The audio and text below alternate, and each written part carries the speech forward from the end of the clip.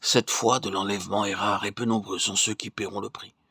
Le Seigneur pourrait bien demander s'il trouvera ce genre de foi sur la terre à sa venue. Le fait que le transfert de toute chose aux cieux est le cours naturel d'une vraie vie en Dieu. Lorsque le point culminant arrivera et que nous serons finalement enlevés, ce ne sera pas un grand changement pour notre homme intérieur. Il n'y aura aucune gêne ni sentiment de dépaysement.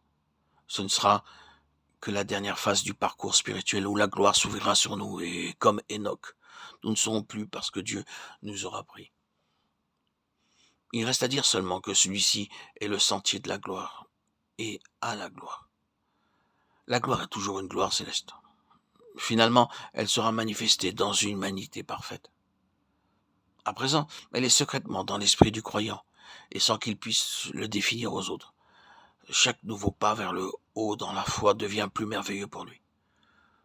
Ce serait une pauvre description de la gloire divine de dire qu'elle consiste en l'absence de corruption et en incorruptibilité, en perfection d'entendement, en perfection d'harmonie, en perfection de capacité, en perfection de miséricorde. Mais presque imperceptiblement, le mouvement de la foi et l'action de la grâce conduisent à cela. La semence incorruptible qui rend possible le corps incorruptible est déjà dans le Fils de Dieu par la foi. Les yeux de leur intelligence s'ouvrent et les choses célestes deviennent pour eux beaucoup plus réelles que les choses visibles. Dans les crises profondes, ils expérimentent une paix qui surpasse toute intelligence. Cette paix est le fruit d'une harmonie de leur volonté avec la volonté de Dieu. Le mot paix serait toujours mieux traduit par harmonie. De même, la capacité spirituelle est aussi ce qui transcende les limitations du temps et de l'espace, et ce qui restreint l'univers en réalité et en action. Et il est à peine nécessaire de dire que la miséricorde de l'amour divin, la compassion, la tendresse, les prévenances, l'humilité sont la gloire de Dieu.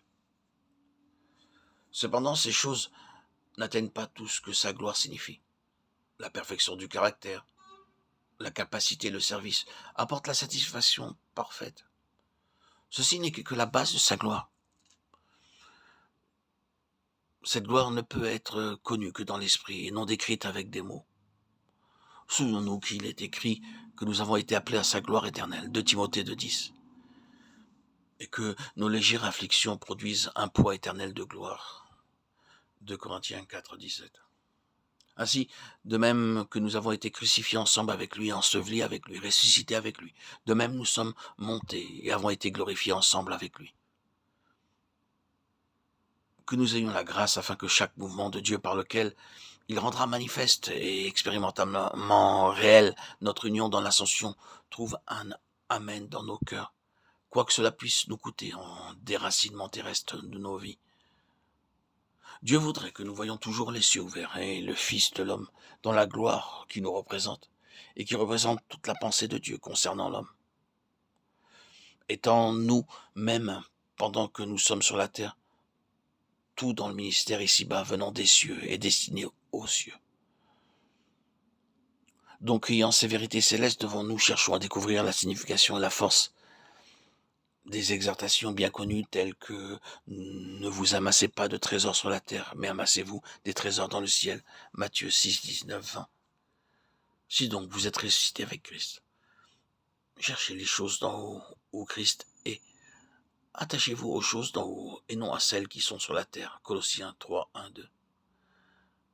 Si nous devons paraître avec Christ dans la gloire, il nous faut déjà avoir une vie cachée avec Christ en Dieu, et nous-mêmes être morts aux choses de la terre. Car vous êtes morts et votre vie est cachée avec Christ en Dieu. Colossiens 3, 3.